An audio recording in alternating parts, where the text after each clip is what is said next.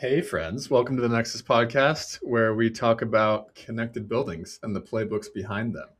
This episode is for facility managers primarily. They're focused on moving away from reactive maintenance, which we'll define here in a little bit, reducing costs, increasing uptime, improving user experience. And today we're digging into condition-based maintenance and how it's being implemented in real connected buildings programs.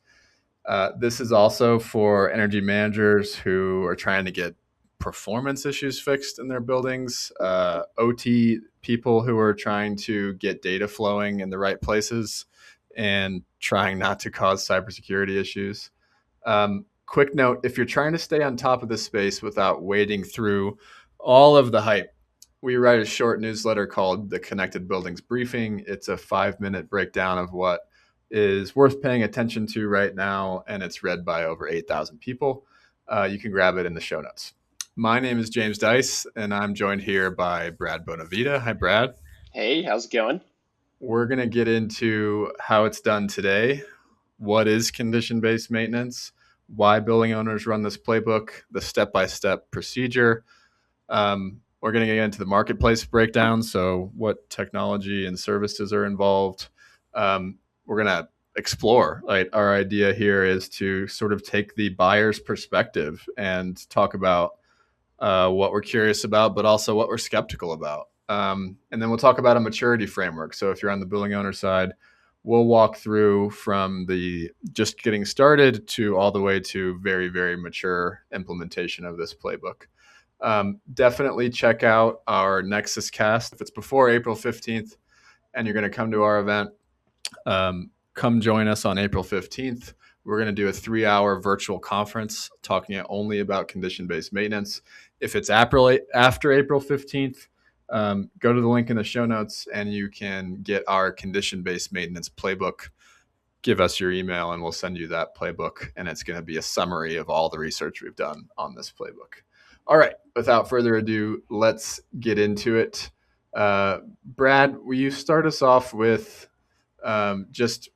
I came to you with this new format. What is this new format of podcast? Yeah, we've been on a journey for the last, 2 months.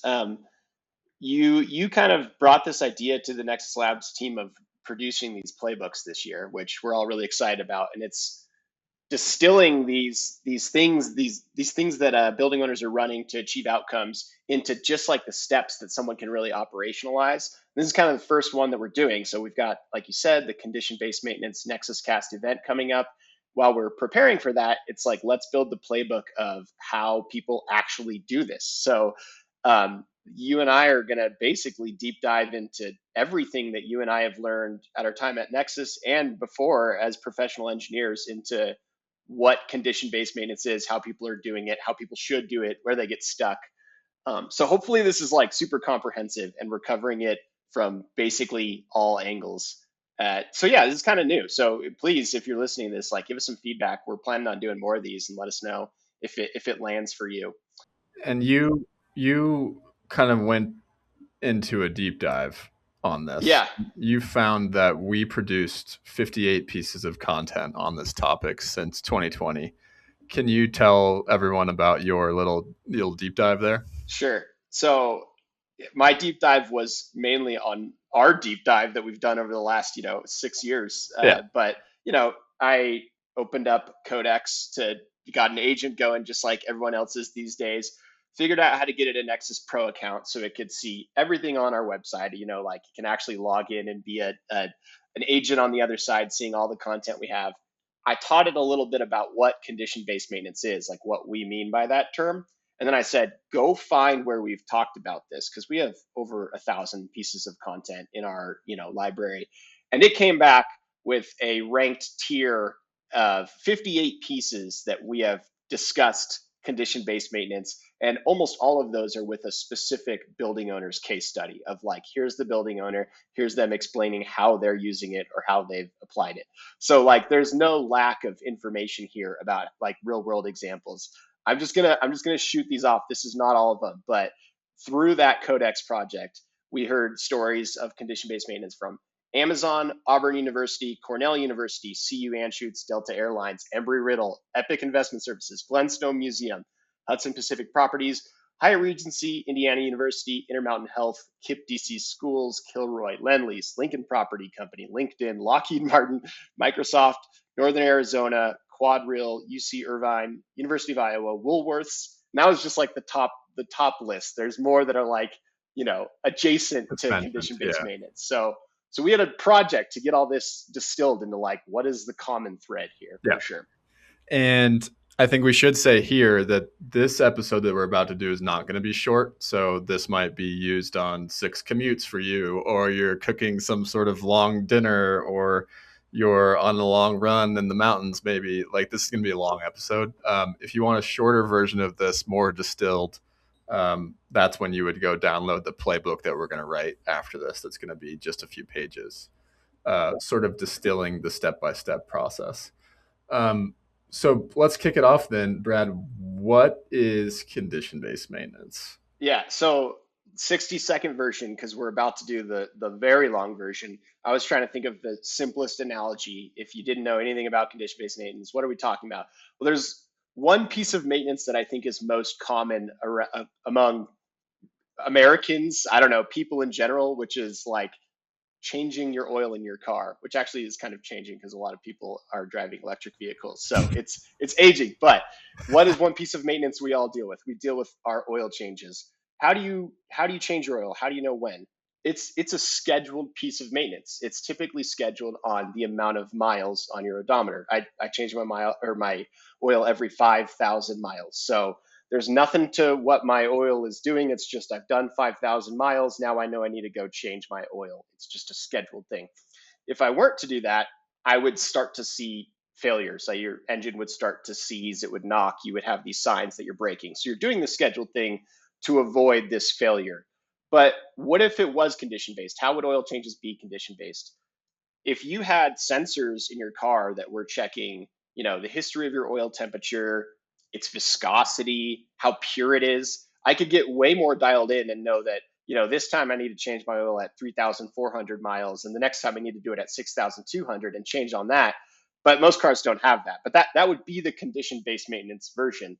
Now, if you extrapolate that, like if you think of a car as one system and a building owner has a portfolio of buildings, hundreds of buildings with thousands of devices in them, it's like you're trying to track oil changes across, who knows how many equivalent assets.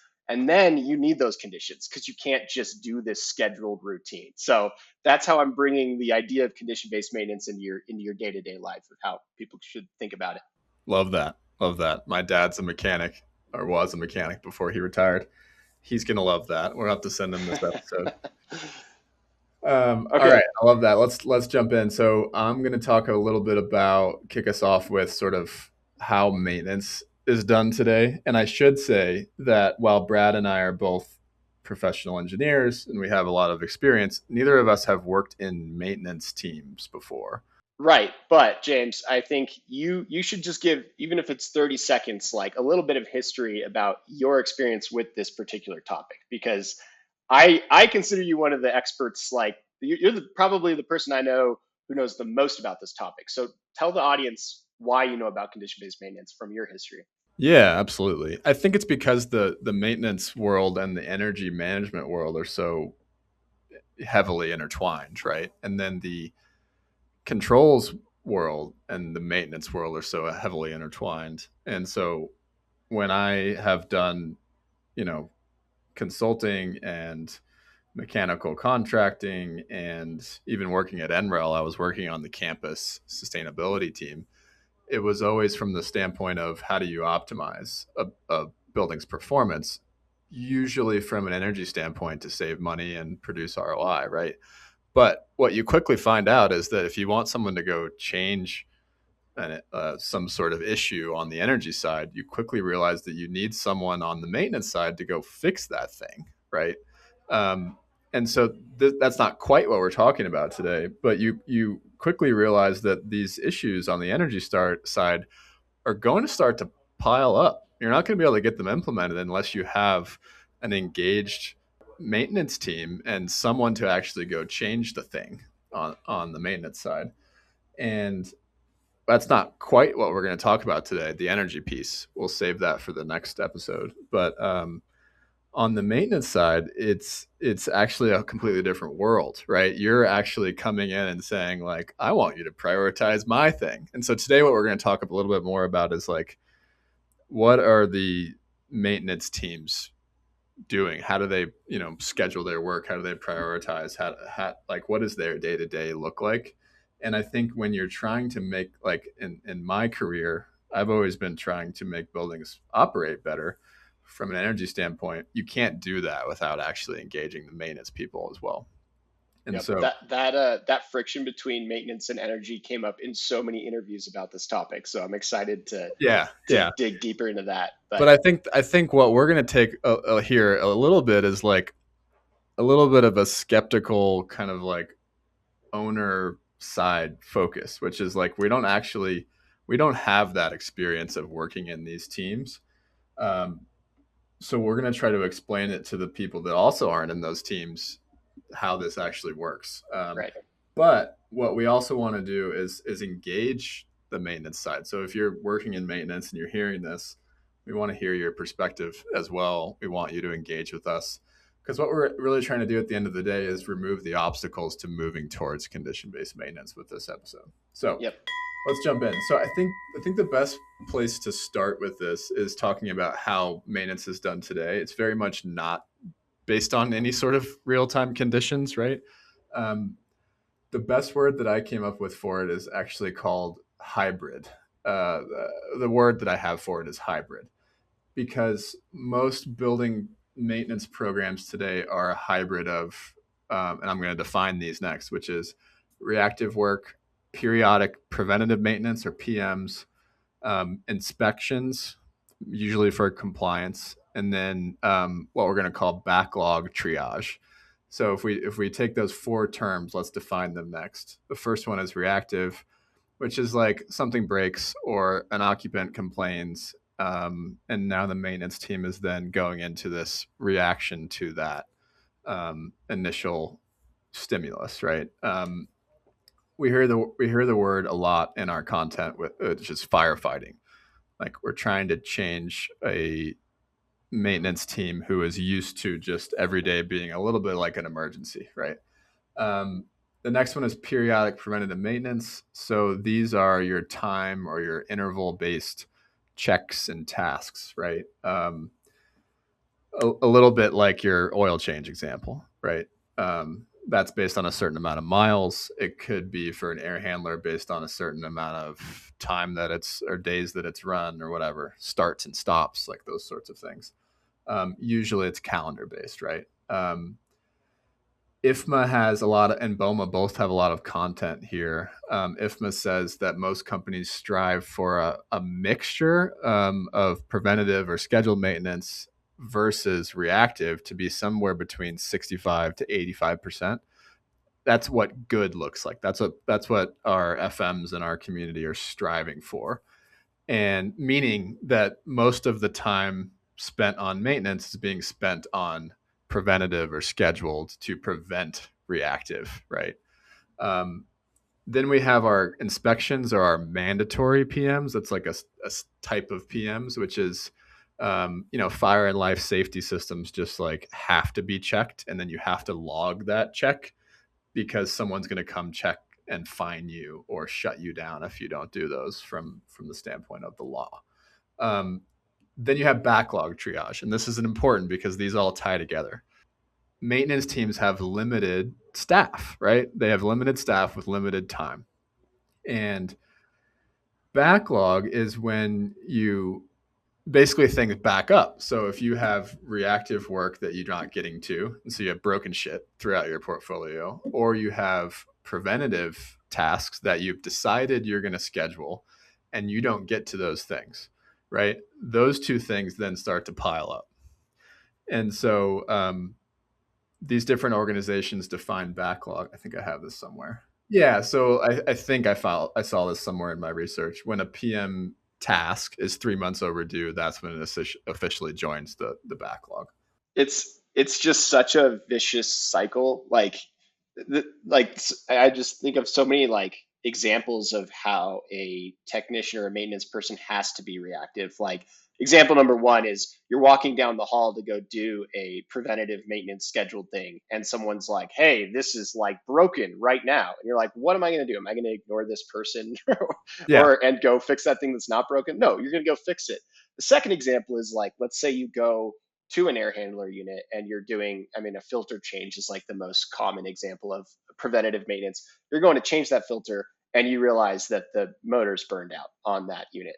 Well, now you're like on a preventative maintenance work order. You're doing that task, but you have this reactive thing that you need to handle right there. And like, you're probably not going to log it differently. I mean, you're not going to like spend the time to do that, but like everything you do daily, you get pointed towards the reactive thing first. So Yeah. this concept that you're bringing up of backlog triage, like how could you possibly not have that growing almost indefinitely if this is your, Yeah. if this is the way you're tackling your maintenance? So every maintenance team out there has this triage happening daily, hourly, right? Where they're constantly deciding with my limited time, what's the best thing for me to spend that time on right now. There's been a very, like all of these organizations, IFMA, BOMA, APA, ASHI, they all have documented research around this pattern that when staffing and resources reduce, you replace preventative work with reactive work. Yeah. Like that is a Yeah. very documented pattern. And so the definition of condition-based maintenance then is maintenance that is then performed based on equipment's actual condition rather than a schedule. And so it could be reactive because the condition is that's broken. But I think what we're trying to capture is actually this, maybe you're catching the condition before it fails, or at least you're not relying on the occupant or the tenant to tell you that there's a problem. You know that there's a problem whenever there is a problem. Yep. And a little bit of just final definition, we hear a lot about predictive based maintenance or predictive maintenance. And I don't think it's that's useful to separate them. You look at the technologies in the market, which we'll talk about in a little bit. Mostly all of them are just simply measuring conditions with sensors. They're not really doing a lot of prediction. I think that maybe in edge cases, but I just don't think it's that useful to then create a separate term.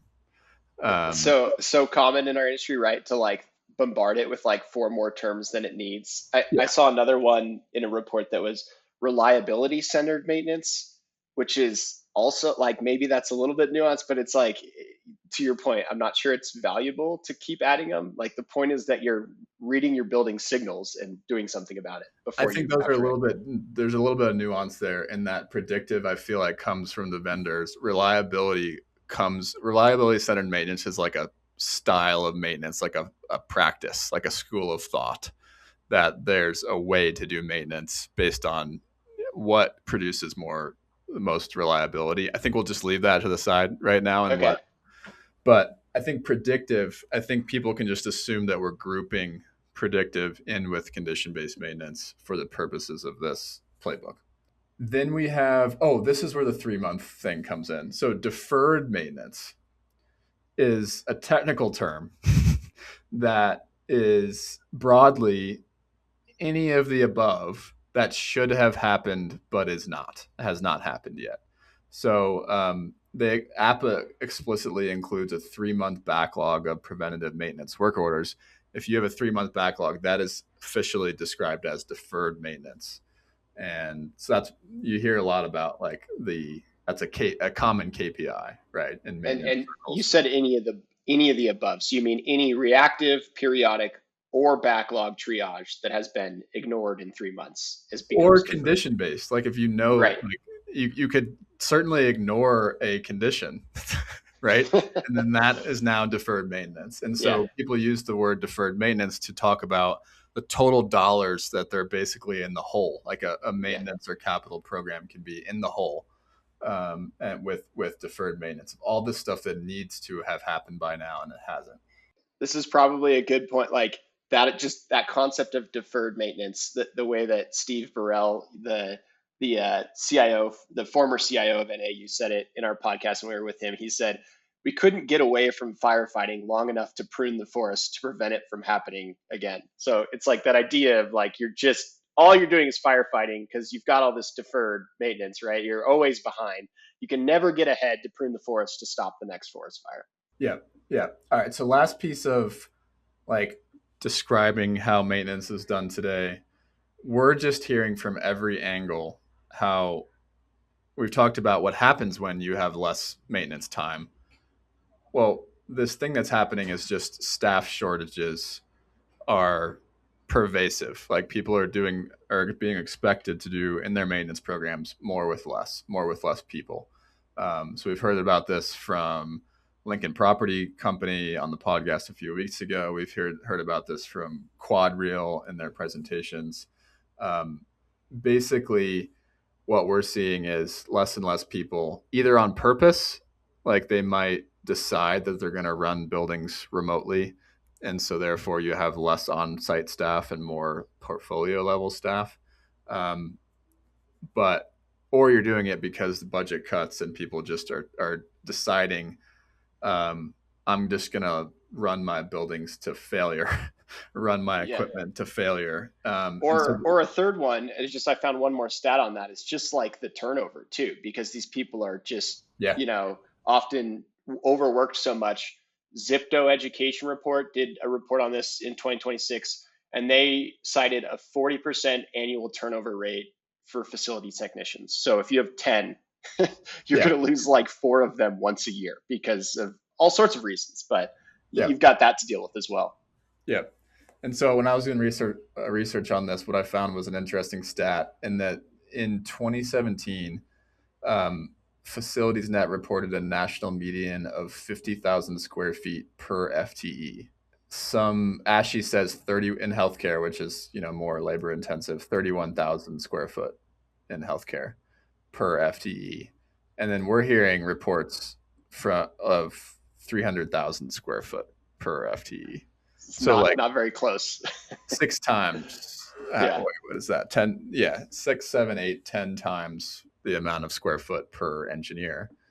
And so this is where we get into like that's the state of maintenance that leads a building owner to start to think about condition-based maintenance, right? So as staffing gets tighter and your portfolios get larger with the same amount of staff, your PM completion slips, your backlog grows, your deferred maintenance grows, and then teams just basically fall into firefighting mode, and that gets us into condition-based maintenance, right? Why do I want to shift to condition-based maintenance?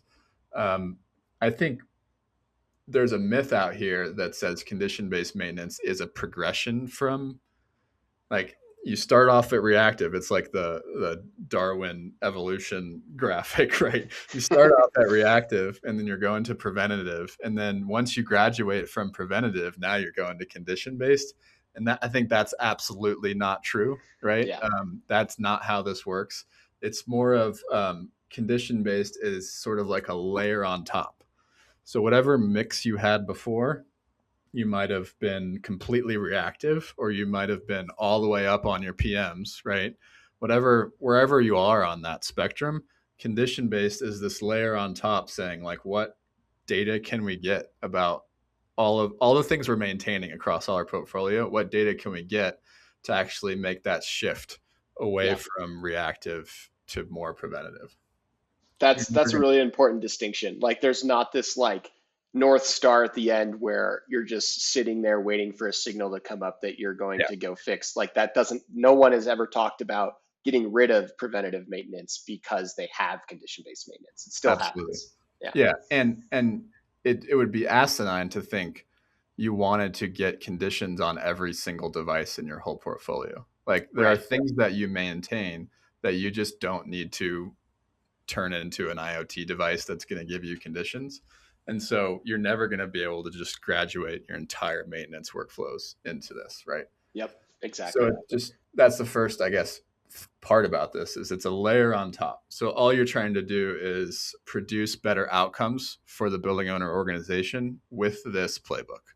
And let's talk about the outcomes. The first is reactive maintenance is just like very, very well documented to be higher total cost of ownership over the long term. So I think this is another thing to think about is that you could spend $0 on maintenance. And over the short term, that's going to be very high ROI for you, right? If you fire your whole maintenance team and you don't do any maintenance, right? You're going to have a very high short-term ROI.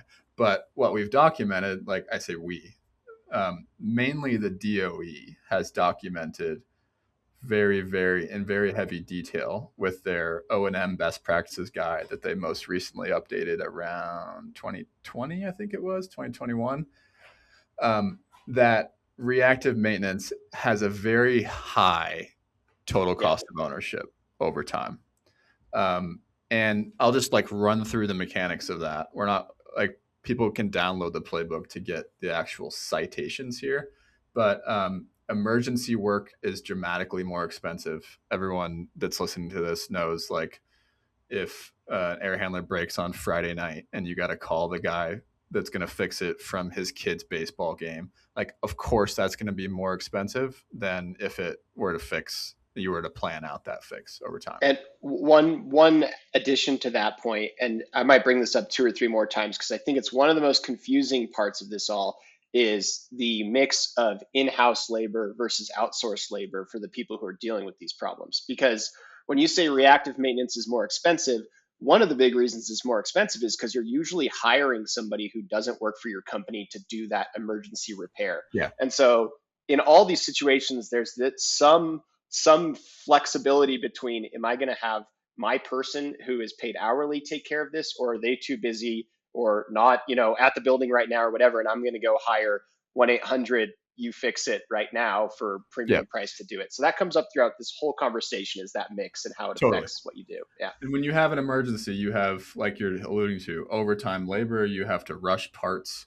And then I think the big thing to think about with an emergency is that you have operational disruption. So whatever type of building we're talking about here, you could have to shut that operation down, which is top line. Now we're not talking about less expenses. We're talking about less revenue for whatever business is in there. Yep. So the DOE's rule of thumb here is 3 to 5 times higher costs than preventative maintenance. All right, let's keep running through these issues. I'm trying to do this in sort of like a rapid fire sort of way here. The next way that condition-based is lower total cost of ownership is you're catching issues before the damage compounds. And so a good example here would be like if you have a water leak and you catch that with leak detection, you're catching that before it soaks through the floor and then goes into the next floor and then ruins the ceiling and then ruins an air handler, right? Like that's what you're trying to prevent. The next way is emergency capital replacement, similar to emergency maintenance, same thing. If you have to do something very large, you can expect that very large cost to compound in the same way. The next one is unnecessary preventative maintenance consumes labor also without actually improving outcomes. So if you're going and checking things on a schedule, right, but you didn't actually need to do that check, that's actually wasting money as well. Okay, next one. The DOE says that poorly maintained equipment increases energy consumption 10 to 20%. That one will be pretty obvious for most people listening to this. Next one, asset life shortens. So this is a very also like well documented pattern in the maintenance world, which is neglected equipment can fail 30% sooner than well maintained assets. So again, total cost of ownership is all of these things, right? Eventually that asset fails. It now moves from maintenance to capital budgets. And obviously, if you're a building owner, you want to defer that cost as long as possible. If you're not maintaining it, then you can just assume that that service life is reduced by 30%. Last one is fines. So if you don't have time to get to those mandatory PMs because all you're doing is firefighting all the time, you actually are going to get fined and maybe potentially shut down by regulatory agencies. So basically, condition-based lets you, we have well documented, we have an article last year that we wrote about Clockworks and their new compliance dashboard, right? So the ability to actually, if compliance is mandatory, and it's mandatory that you do some sort of check, how can you get a piece of technology to do that check for you and then also document that that check happened at the same time? So total cost of ownership is like a big reason why you make the shift to condition-based maintenance. The second big one is it's just a worse occupant experience for them to have to point out that stuff's broken in your building. The occupants are the ones that you're trying to, the building exists for the occupant's experience at the end of the day. And so improving your occupant experience, improving your tenant experience is this just happened actually a couple weeks ago with our building owner concierge program. We got a call from a multifamily operator. They have 400 apartment buildings in their portfolio, and their biggest problem is it's a tenant experience thing. They want their renters to not have to call and say, hey, they're in the South. All these apartment buildings are in the South. It's hot. And they don't want them to be the ones to figure out whether the HVAC's broken. They want the technician to already be on their way by the time the space gets too hot and the occupant realizes that the air conditioner is broken. And so this guy was reaching out to us and saying, like, how do I get ahead of that? And the reason is they want to create that better occupant experience. I saw a stat from JLL kind of on this same subject that was building quality and operational performance are the number 2 and number 3 most important things behind location for leasing decisions. So aside from where your building's at, making sure that it's performing well and that there's a high quality, that's like literally the only other thing that your tenants care about. So Totally. if you can fix this, like they're going to stick around, your building's going to be better than the building across the street. Yeah, I think the big thing is we'll talk about this in a separate playbook in the future. The big thing before we move on here is just reducing downtime. So like you do not want to disrupt whatever sort of thing is happening in your building. If it's a lab building on a university, you're really trying not to disrupt that research, right? Apply it to whatever type of building you're talking about. All right, last one. The reason to switch to condition-based maintenance or move towards it is that 70% PMs, which we started this section talking about, that's the definition of good. That is just becoming unrealistic. Like that good is unattainable. And so I think maintenance leaders are looking at this going, how can I use technology to only use my scarce labor on assets that are actually showing signs of degradation? Well, I have a question that I think we're going to like probably try to address within the procedure here, but that thing that you just said, 70% of PMs is unrealistic. What I can't wrap my head around is how building owners who are successful at condition-based maintenance are figuring out how to lower the PMs that they're doing. Like you've got a condition-based maintenance program, things are rolling. What's the step where you're like sitting in a conference room and you're like, okay, we no longer need to do PMs X, Y, and Z because we're covered? Like, it's not clear to me how that decision's made. Like, even if your condition-based maintenance is rocking, how do you understand that you like don't need to do that particular PM anymore? That sounds hard to figure out to me. I'm not really sure I've seen the perfect example of it. Yeah, it's interesting being around this space for so long. I think there was a time when everyone used filters as an example. So Right. you would change your filters every 6 months. That would be preventative maintenance. And then Delta P sensors came along and it became standard. You put a control system in your air handler, and now you have differential pressure across the filter. And now you can tell when exactly that needs to be changed and when it doesn't. And I think what people found is like that's actually an example where it maybe made sense to do preventative maintenance because now you're then having to maintain those pressure sensors. And now I need to do preventative maintenance on those pressure sensors or condition-based maintenance. So I think we're still trying to figure that out based on what I've heard. And I think it just kind of depends on the space, the piece of equipment, and this is part of the playbook, right? We have to decide which conditions we're going to pay attention to. And so, yeah, we'll get there in a minute. But I think most of them are kind of doing that on a case by case basis. And that's why It's the program takes a while to get off the ground. Yeah. it's so complex. Like, to take your example one step further, another classic one is like a motor's amperage. And as that motor's amperage raises, now you might need to replace that motor before it burns out and dies. Well, if that motor is serving a blower on an AHU that has filters, should you just replace the filters when you're fixing the motor that's condition based? And they kind of like merge together based on the asset. And it's a really complicated formula to figure out how you get rid of some PMs or, Yeah. And is merge that them together. in the building already, or are they rolling a truck Right. so that they could Yeah. get to that air handler? And like, yeah, that's the game. That's the playbook that we're going to jump into. Yeah.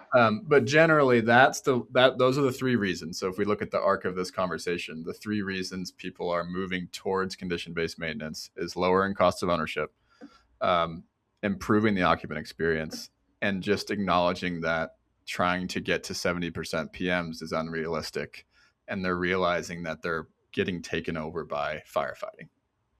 Right. Okay. So you just like set the stage. You've got like the way it's done today that's broken and why people are shifting to this. So now what you and I have done is at least version one of going through all those different examples we've seen over the last 6 years and trying to create like one set of procedures of how people do this. Like, what's the most common way people go about this? So we've got 9 steps here. I want to walk you through the 9 steps. I'll preface that like they're a little iterative, right? You're kind of looking at all these. It's not like you just do step 1 and then 2 and then 3. You're kind of doing them all at once. But this is, I think, the best framework we've come up with of how we've seen people address these in an orderly fashion that actually adjusts their operations, not just slapping technology on top of it. And this is us synthesizing what we've heard. So if you have a better roadmap out there that we should be following, let us know. Reach out. Please. So the first step is maybe the first step in like every playbook that we'll write, and you've covered most of this already, but defining the outcomes and the baselines of your condition-based maintenance program that you're trying to build. So I think that really hits on like kind of the importance of really figuring out what your targets are and what you're going to measure. I mean, you just laid out so many different examples of how you can decrease your total cost of ownership, you can improve occupant satisfaction, all these things, but like you can't get lost in the sauce of all of them. You kind of have to like know what you're going to measure and how you're going to do this. So, um, you know, just examples of operational stats that we've seen people like hone in on early is number of faults detected. If you didn't have a condition-based maintenance program, you probably were at 0. One indicator of a good condition-based maintenance program is how many faults is it actually coming up with? What percentage of those faults are getting fixed? How many of those faults are actually turning into work orders that people are executing? How many reactive maintenance tickets were opened before you had condition-based maintenance, and how many are being opened after you have condition-based maintenance? What's your repeat failure rate? How often are the same pieces of equipment failing in the same time frame, in a year or in 5 years? And then comfort complaints, like how many times are you actually having someone who's an occupant raise their hand and be like, hey, this isn't right? Those are some examples on the operational side of like people we've seen do this successfully will hone in to a couple of those that really matter to them and like know how to track it and know how to measure it and know that that's what they're going for to gauge their success. Yeah. I'd say one thing that the vendors of the smart buildings world, whether they're tech or service providers, they're trying to like influence how maintenance people do their work, and telling them the number of faults you detected is not motivational given what we just talked about as the backdrop to this playbook. Like, they already have way more shit than they can get done in a given day. So for you to tell them I detected 2,000 faults in the last month, they're fighting fires already. So that like everyone has seen the eyes glaze over at that. Like, they already know shit is broken in their buildings. Like, congratulations, It's a great point. When I was a controls contractor and we would do service work, sometimes we'd go to like usually healthcare, And one of the main service tasks that we'd have would be to go to the front end building automation system and go to the alarms tab that had 1,000 open alarms and just try to like delete them if they didn't need to be there or get rid of them. So well said. Like if you just change the word alarms to false and tell people that you've got a bunch more of them, they're not going to be happy to hear that. They don't see how that's productive to what they're doing. Yeah, I think it's like all of those KPIs are great. I think focusing on going back to the outcome that you're trying to, like the business outcome that you're trying to influence. I think we don't see enough of this from the vendors can't quite do this, right? The building owner has to do this, which is what is the outcome that your C-suite or your whoever holds that budget, what is the outcome that they're paying for with this change? Yeah. Is it lowering total cost of ownership? Okay, well then your thing that you're measuring to prove that it's working needs to tie into that, right? If it's actually occupant experience, well, you measure that differently, totally differently than your total cost of ownership, right? So it really kind of depends on what are the outcomes that your organization is paying for and expecting to change with this. It could be a bunch of different things, but the Yeah. key is that you're actually measuring it. And I just had listed all the operational ones. The whole other side of this coin, which you talked about a little bit in your history, is the energy consumption side. So that's another route that people go. And I think you said earlier the DOE cited 10 to 20% more energy usage from poorly maintained equipment. I Yep. was just looking through some of our case studies that we had seen, and 15 to 30%. So pretty close energy savings, maybe a little bit higher actually in some of the stories that we've heard. But yeah, I mean, that's aside from the operational stuff. If you have the ability to submeter the equipment that you're running condition-based maintenance on, that's another route that people frequently go, is tracking the energy usage before and after and Right. figuring out the utility savings you get. And we know how that happens, right? It's just a bunch of tiny little things that just get added up, right? If you don't maintain that sensor that runs your chilled water loop, right, and then all of a sudden your chilled water is now operating in the out of spec, and then all of a sudden you realize, oh, my chilled water plant isn't maintaining temperature, so let me go override that chiller, and now that chiller is running when it's cold outside. Like these things compound, Yeah. and it could have started as just like a simple sensor that needed to be switched out, and all of a sudden it compounds into this much higher energy consumption. Energy So engineers are out there going like, God damn. so James, in our last podcast, I think this is the right time to bring it up. At the end, I was talking with Kelly Burke from she works for JLL, and we were talking about the pilot, that FDD pilot they had run, condition based maintenance, and her and I were talking about how we believe that proving energy usage before and after is such a great way to start your program because uh, it's such a trackable thing, and then you just I let you guys dropped the hammer and you were like, I disagree with both of you. Let's wrap the podcast up. So now you're on the spot. Like on the spot. I will let you go first. Like why is that wrong? Why shouldn't you just start with energy? Like talk to me.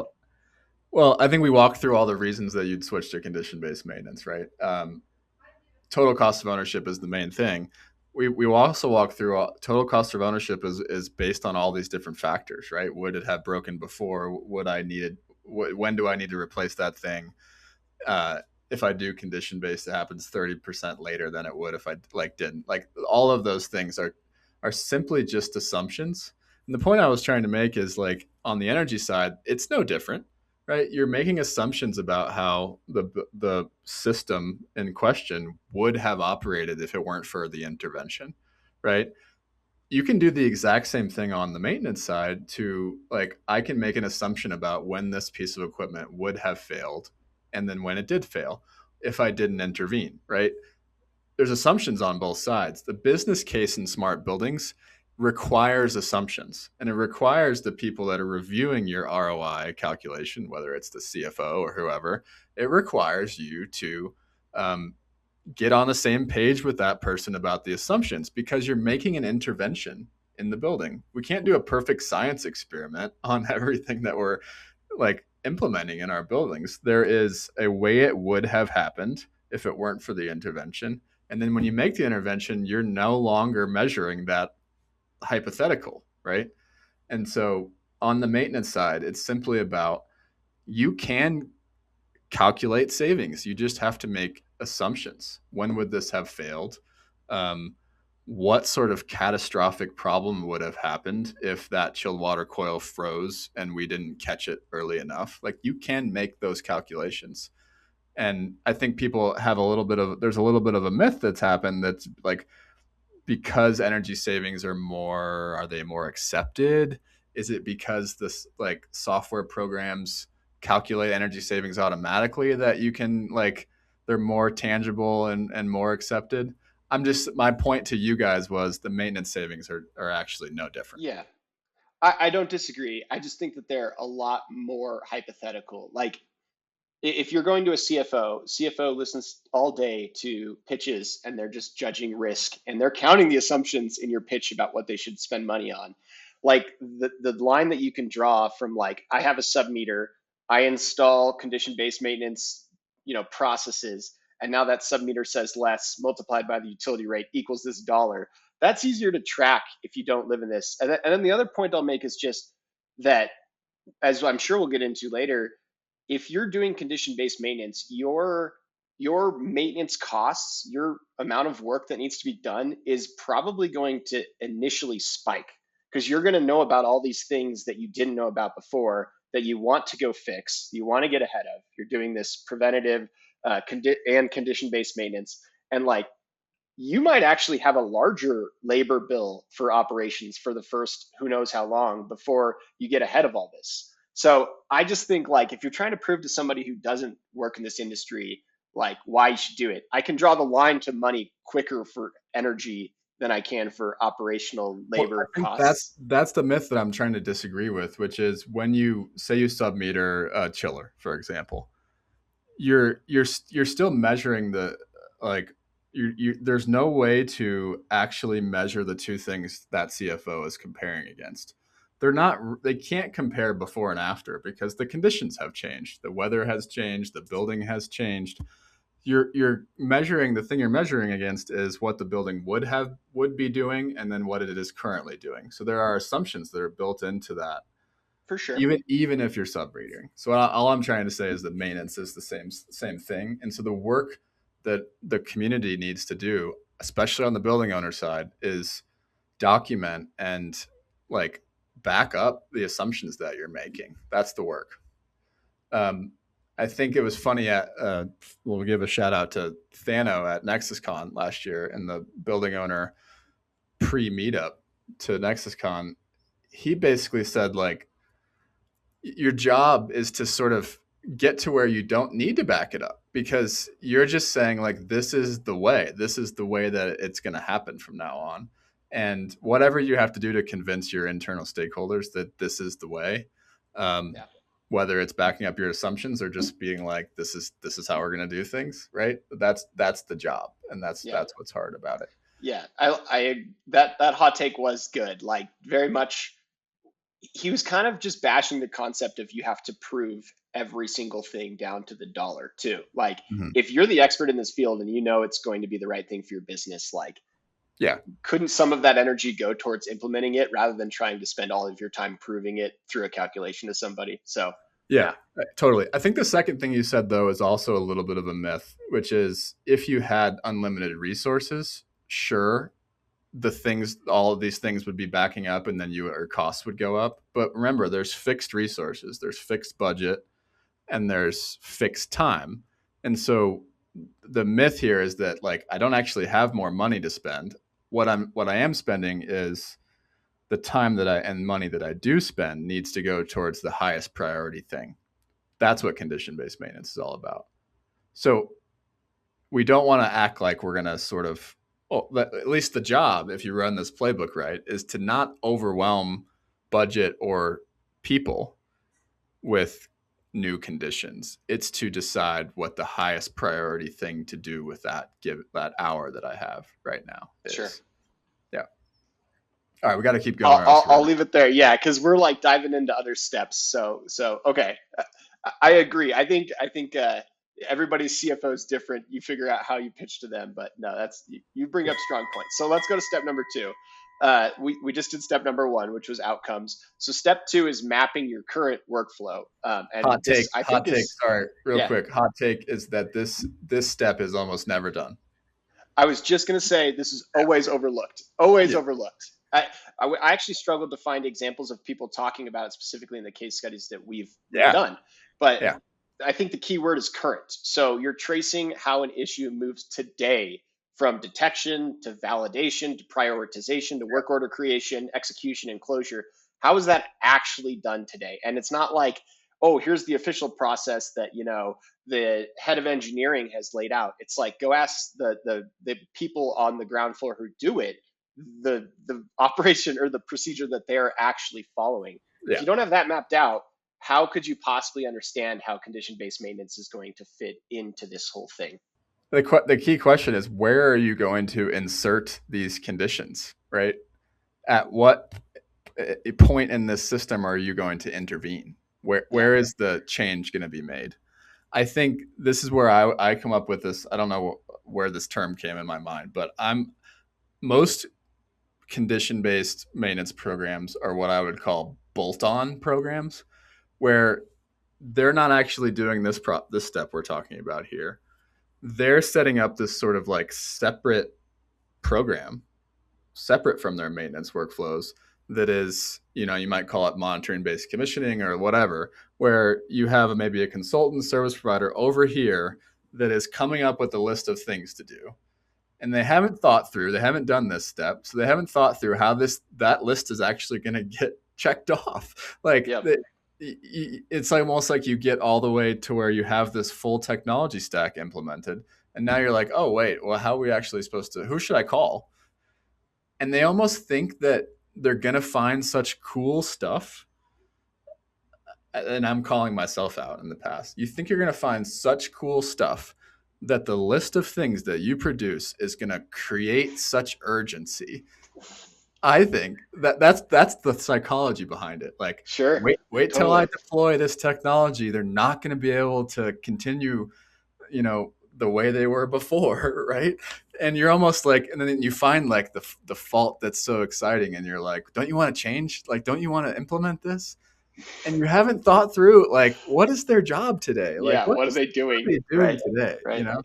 This is So the second place I'll bring up to the concept of like in-house labor versus contracted labor. And I think one of the reasons that so many building owners struggle to map this current process is so much of that lives outside of their organization. You're like, I don't it's know, opaque.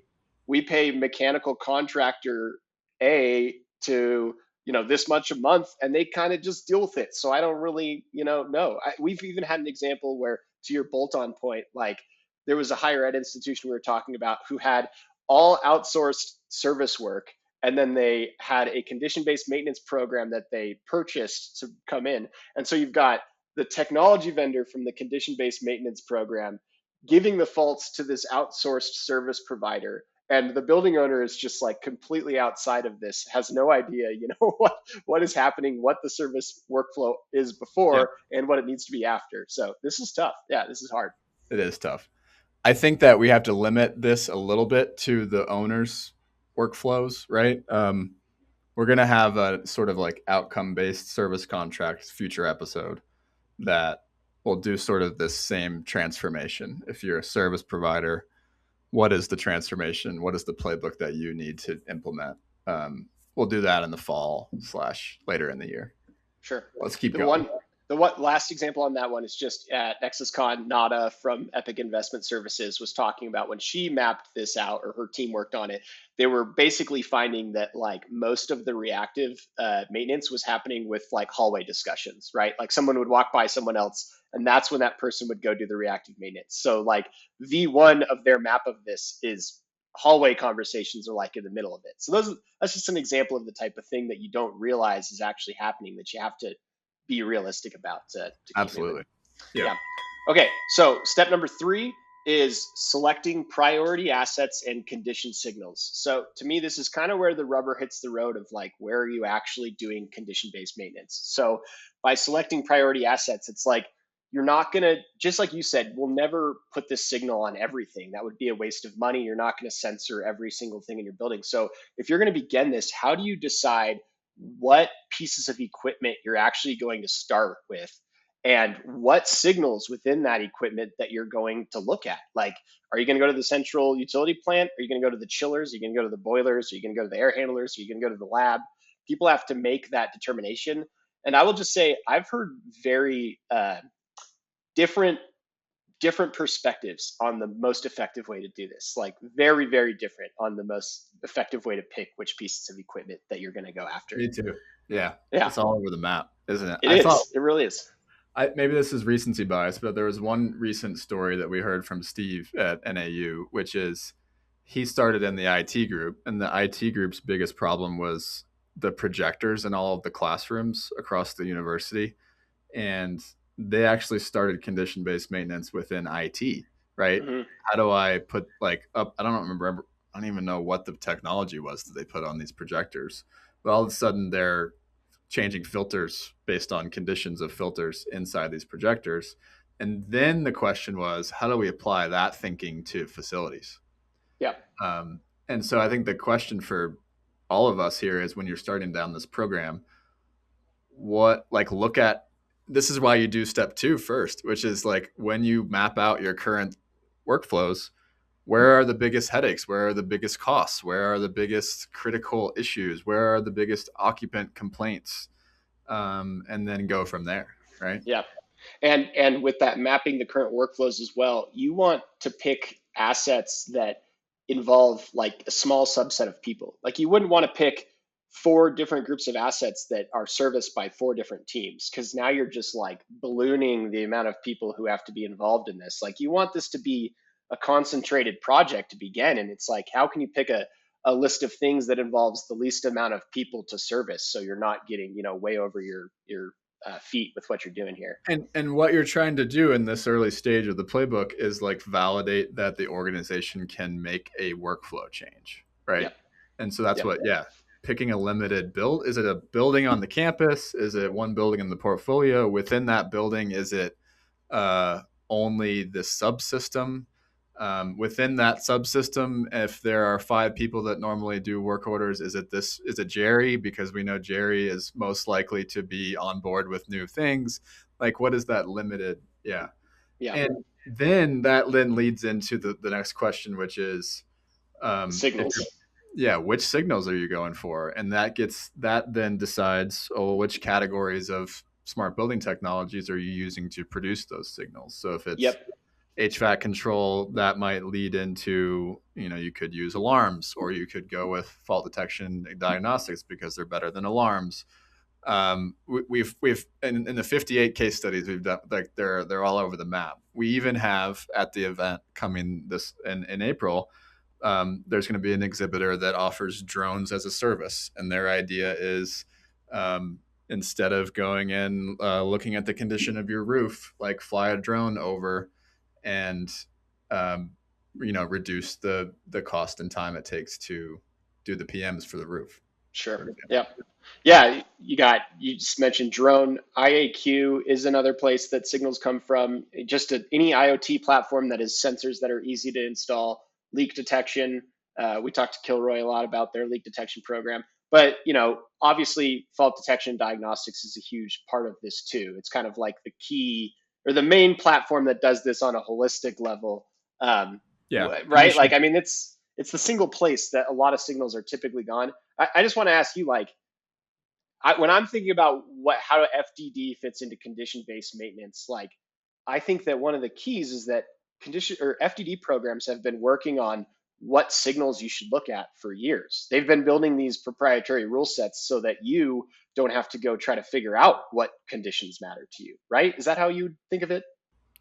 I would think of it. Well, we have a white paper on this topic, by the way. So someone if they want to dive into this, we have a white paper that looks at the difference between alarms, fault detection, and then fault detection diagnostics. So we won't like repeat that. People can go check that out.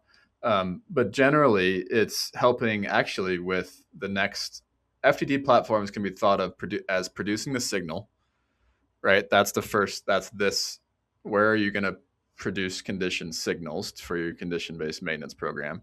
The next two steps, they've built workflows to help with them. So we won't get into the next two steps yet, but like you're then producing this software platform where the user can then go from condition detected to condition validated and condition prioritized, and then you can, in some FTD platforms, then take the action. I want to push that to my CMMS and push that into a work order, right?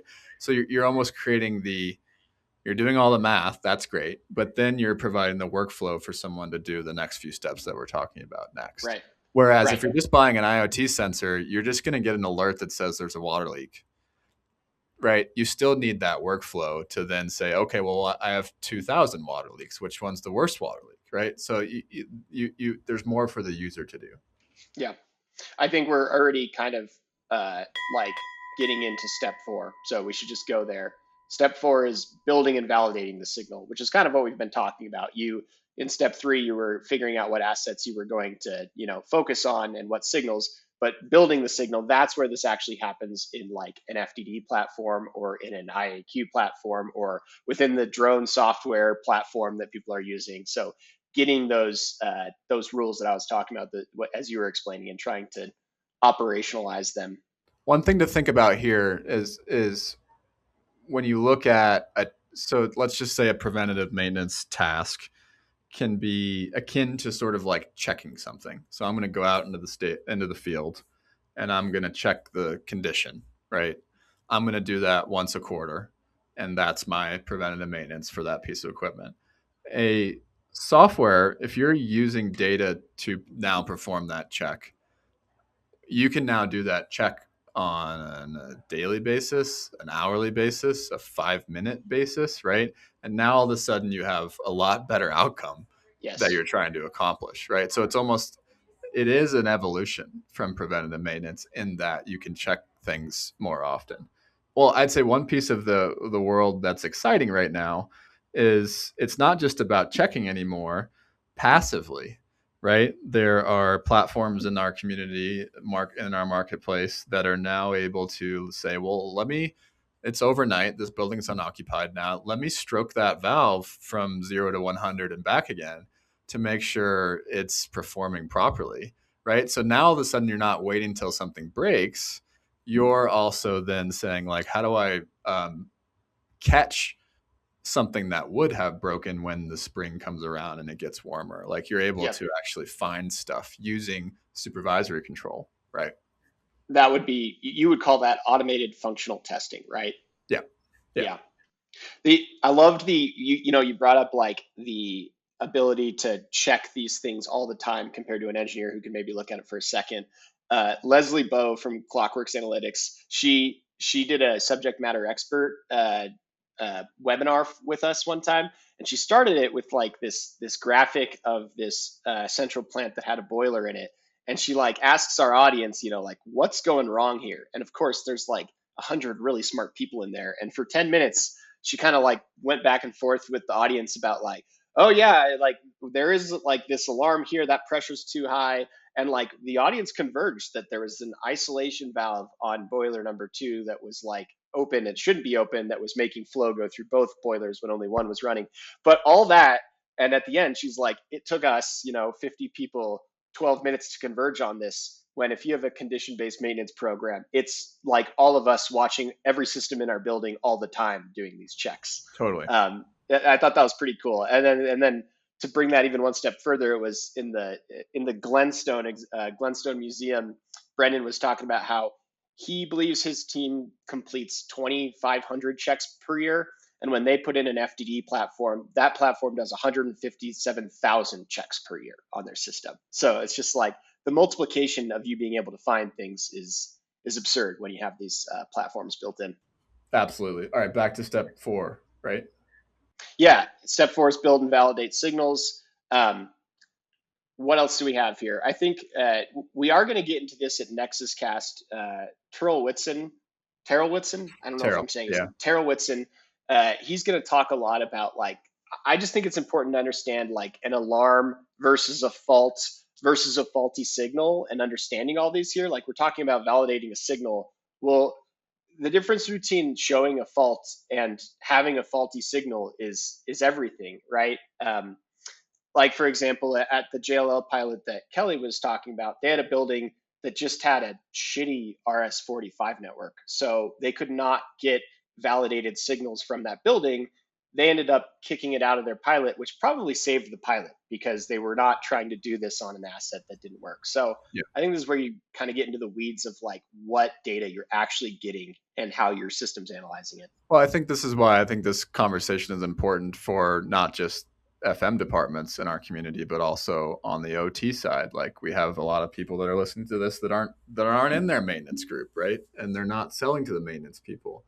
And on the OT side, like that, we need that data to be correct, right? And we're not going to get into the details of that, but like that's a huge piece of this. And I think owners need to realize that, and I think most of them that are mature in their condition-based maintenance programs do realize this, is that you may actually, and a lot of them do, like create extra teams that their responsibility is to now manage this tech stack, right? Mm-hmm. That is creating these conditions. And that, getting the data goes into that, but keeping it up and running and making sure that the faults are correct. Prioritization is how you want it to be. You have network issues that are getting resolved, like we talked about at NexusCon with Microsoft. Like those sorts of things are now part of this program. It's not just about stand up this tech and now we do maintenance better. It's now also about then maintaining this tech stack as well.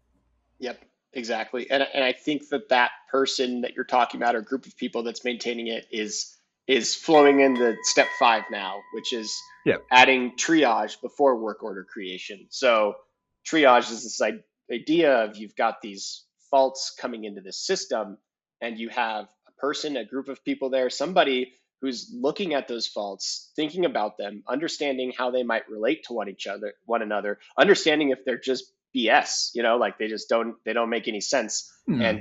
And they're that human touch that is saving it from going straight to a work order so that it actually is going to make sense when it gets to somebody in the field to actually act upon.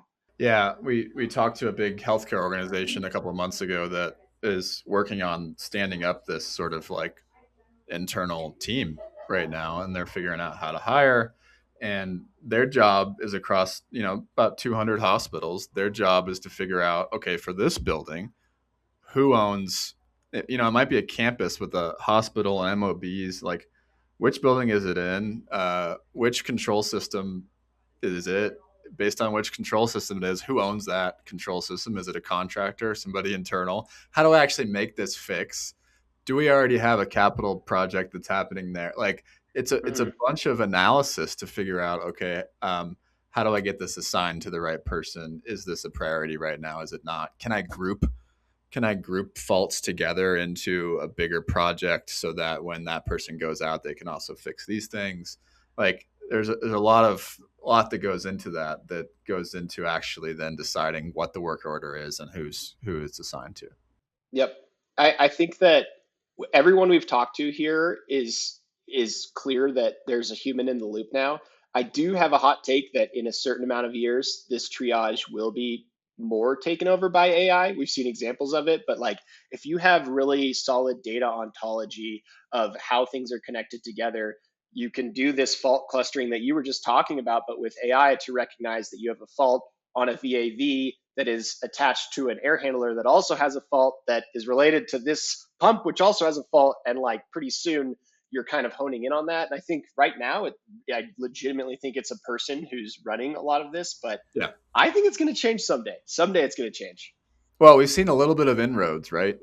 I'd say one example, and people can look at our white paper about this, but like when The difference between good fault detection and okay fault detection is actually the second D, the diagnostics. Like the further the platform can get into the root cause, the easier it is to then triage, right?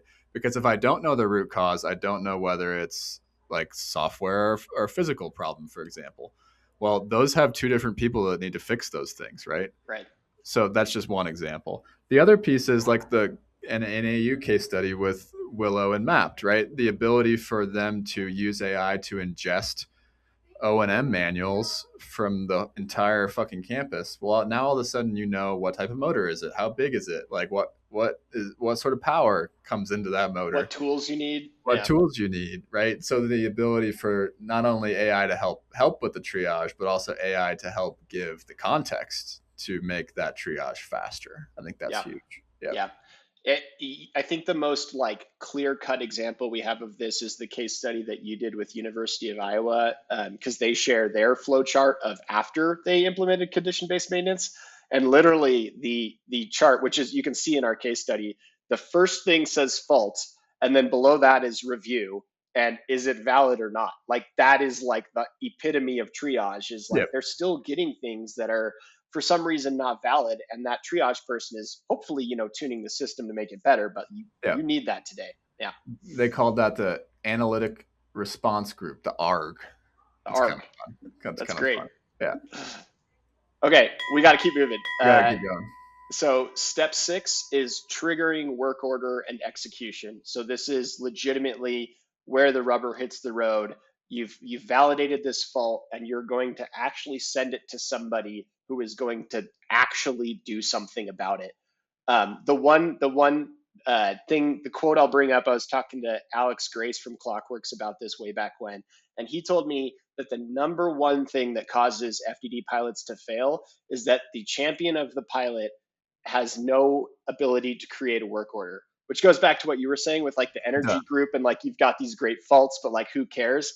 But he's just seen these examples of you've got somebody typically on the energy side who's stoked about all these faults, but if that person can't physically make work happen, you're dead. You're not gonna go anywhere with this. Yeah, and this gets back to the customization of the program, I think too. You're not gonna create an automatic work order for most conditions, right? It's gonna be the triage step comes first. I have to decide who gets it, what's the total scope of that work order, etc. But you might have some that, like, if I have a water leak in this room, like I want a work order immediately, for example. Like there might be some where it's just automatic. I think one project that we've heard a lot of sophisticated, like you get down the road on the maturity scale on condition-based maintenance, one project that a lot of people are going through right now, which is mapping assets in whatever condition software you're using to those same assets in your CMMS, right? Yes. So wherever you're managing work orders today, if you're going to start to automate that connection, you need to make sure that those two software systems think the same asset is the same asset, right? And so that same healthcare system I just talked about, they actually have two separate workflows. And the question is, are the FDD and CMMS integrated in that for that asset? Okay, great. That's one workflow. If they're not, that's a whole separate workflow. I need a different path to action with those assets. This is a good time to bring up, because I know we're short on time. This is a good time to bring up a trend in the tech stack, which is that if you have a software provider, Code Labs is one of them, Willow's another. If you have a software provider that's providing both FDD and work order management, right? Now you don't have that problem, right? It's the same software platform, right? Same asset register, same ontology. You don't need to map between them. You're simply saying, I analyze my data in the same platform that I then schedule and manage work. Sure. And that, I think that is a compelling thing for some. Of course. The other thing that a quality platform can bring you at this point is that prioritization of faults. Like the good platforms, whether it's FDD or IAQ or whatever, it is giving you some proprietary information to help you decide what's most important. Like the classic example is like trying to assign a dollar value to each of the faults that it has so that Yeah, you can actually determine which totally. one's costing you the most money. I think that's a huge part of why people go out and find, specialists who know how to do this stuff to help them. Okay, step 7 is establishing role ownership. This step to me is like, this is probably the one I preface at the beginning that you need to like, these steps aren't a perfect order. It's a little bit of an interval. Like, of course, you're establishing role ownership, like kind of at the beginning. But here, you have to like really have solid after you know everything that you're going to do with your program here, how each role comes into play and who those people I are. think a better name for this step would be figure out how people's roles are going to change Mm, now moving mm, forward, right? Because if I look at your list that you're about to walk through, like it's really about you have all these people already. Maybe you're hiring the the ARG, right? Those are new roles, but then you have a bunch of people that already had jobs that they need to change their jobs to right. accommodate this new workflow. Yes, well put. Yeah, so just rapid fire. Obviously, facilities and maintenance operations, they're going to typically own the day to day to this, unless you're doing like an AV one, like the NAU example. But usually this is going to land in FM. Um, if you're outsourcing a lot of the work, you got to make sure that your service providers and contractors understand this. They understand the triage. Their contract that they have with you works for this. Operational technology, IT controls teams, they need to make sure that those signals are getting, accurately. They're validating that the signal's getting to the source accurately or to the platform that you're looking at. I guess that's also the IT and data integration teams who are working on that. Finance and procurement are going to be involved with staffing, but also if there's capital planning decisions that are coming out of this, like, hey, we've got this fault on this large piece of equipment, like we should, accelerate our replacement of it. You're going to need to make sure that they trust your condition-based maintenance program. And then we already talked about energy and sustainability teams, often justifying, the effort that you're putting into this. They're hand in hand with the facilities, but they might not have that same capability of creating work orders and making the work happen. Something's coming back to me that we have in our notes here, which is Leon Werfel from Bueno talking about like the goal for that maybe is that someone's job that like a field technician doesn't actually change at all, right? If Exactly. their job before was to go fix the highest priority work order, all you're doing is changing that whatever that highest priority work order where that came from, right? um, their job is still to go fix that thing. Their job might actually get better if you're providing that context, though, right? Yeah. Yep. That's an indication of getting a condition-based maintenance program that actually fits into your current mapping of how work orders are executed rather than a bolt-on, like you said. Because Yep. if it actually fits in there, then and you're doing it really effectively, it shouldn't change everybody's job. It should be producing work orders that are just better for your group as a whole. And So over time, doing a better work order over many months and years ends up in your lower total cost of ownership, right? That's the to bring this full circle. All right, we yep. gotta finish this. Let's Okay. keep going. Step 8 is piloting the full loop, which, we've talked about all this setup that you're basically doing through steps 1 through 7. This is like turn it on, sort of. You've Okay. determined that you've got your condition signals, you know what assets you're going after. It's the amalgamation of all the other steps. Mhm. But the key here is like everything that we're talking about in this playbook is operationalizing condition-based maintenance. And I think what's confusing is if you like mix in the term FDD here, are you piloting an FDD platform? Like you're purchasing this platform, I'm quote unquote piloting this thing I'm buying, but you can't get that mixed up with like piloting that this works in your system, in your program. Those are two different things. And people could say pilot, and which one are you talking about? Are you talking about Mhm. selecting the right vendor? Or are you talking about can your group, can your organization actually run this effectively? Totally. Those are two different things. Yeah. Yeah. Outside of the scope of this. Yep. Okay. Uh, then let's go to the last step here, which is step 9: standardize, scale, continuously improve. We've touched on a lot of this, but I think it's just important to recognize that condition based maintenance is going to take continual tuning as well. Like we talked about validating signals, you're going to determine that you have a signal that's too sensitive. It's recognizing a change and causing a fault too early, and you need to broaden the threshold of that and then re-implement it with a new threshold of what sets that fault off. And just this idea of I guess that's an example of continuously improving, but you also are scaling. Hopefully you're putting this across multiple portfolio or more of your portfolio, multiple buildings, and there's a lot of program maturity and organizational moves that need to happen there, right? Change management. It gets into that part of it. Yeah, you're changing, like, not just whoever you assign that pilot to, you're changing all of the technicians' jobs or all of the FM's jobs across the portfolio. And I think that, like, super mature here would be like, I've taken a list of all the assets in my portfolio and I've defined how we want to do maintenance on those assets by asset type moving forward. And so then when someone comes in and replaces a rooftop unit, for example, well, you've already defined out what sensors need to be on that rooftop unit, because that then says what conditions you're measuring and feeds into your maintenance workflows, right? So you're now changing your capital planning, you're now changing your construction processes, you're changing your master specs, all of these things to sort of feed back into this new way of doing the maintenance after it gets installed. Yep, 100%. We won't even get to go there, but the whole construction side of this and getting condition-based maintenance into your new projects that are getting built is a whole nother area where people have been super successful implementing this. So, okay. So yeah, the last last portion we want to cover here is a concept of a maturity framework that building owners can look at to maybe benchmark where they're at or where they're headed to.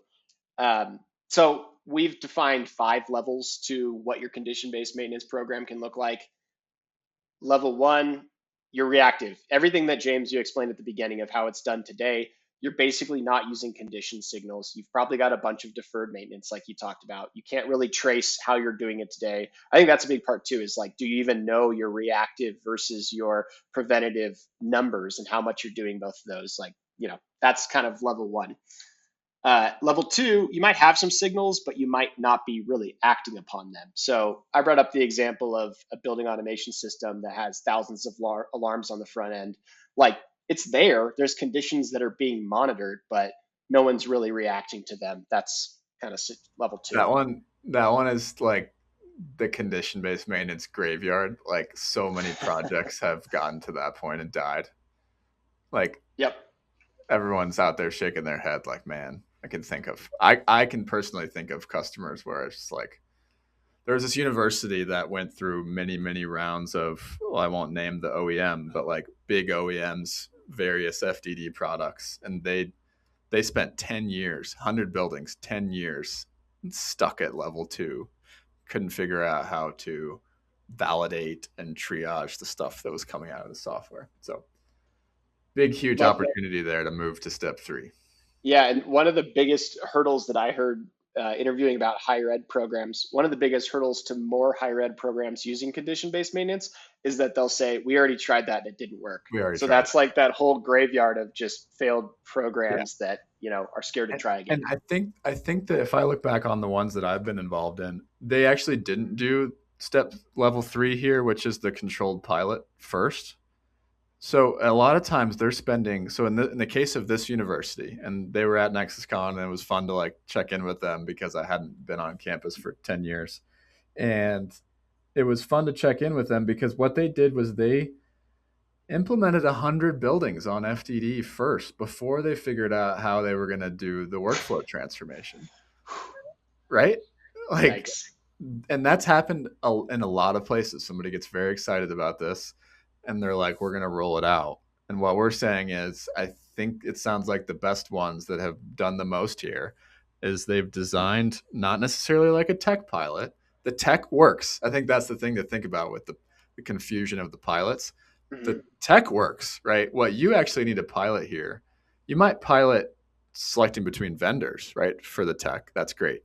But we don't need a pilot to prove FDD works. Like, go to nexuslabs.online and check out all these case studies, right? Yeah. What we need a pilot for is like, how are you going to actually change your fucking workflows, right? And prove to yourself that you can do that before spending a ton of money. Right. And that goes back to having a very like honed in group that's working on a honed in group of assets and people. Yeah. Okay, level 4 is programmatic deployment. So if you've actually done the successful pilot that we were talking about, now you've standardized a process. You're like, this is how we're going to do this moving forward. And you've started to push that out to other groups or other assets beyond that first group that you went to.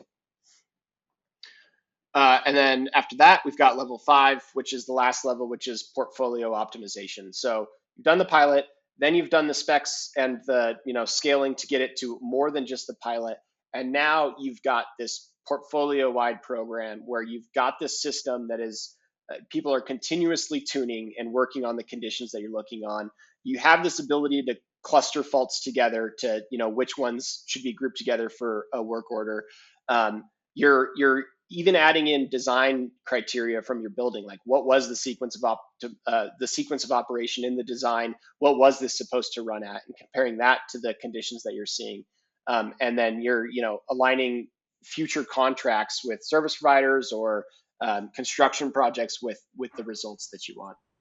That changing contracts and changing roles and compensation and like there's a certain amount of like organizational change that can only happen a few or multiple years into the program, right? You can't change your the way that you hire and the way that you like the roles of your people, the service contracts that you have, or maybe they run 3 years at a time before you renew them.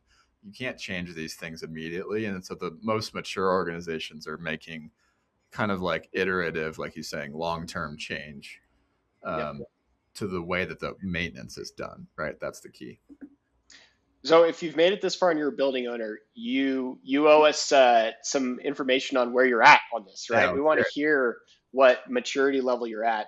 We have a quick, easy form that we'll link in the show notes where you can kind of tell us where you're at, and we'll be happy to give you some feedback about where that's at, or how that compares to others, or any questions that you may have. What else, James? We're wrapping it up. We flew through the end there, but we've made it.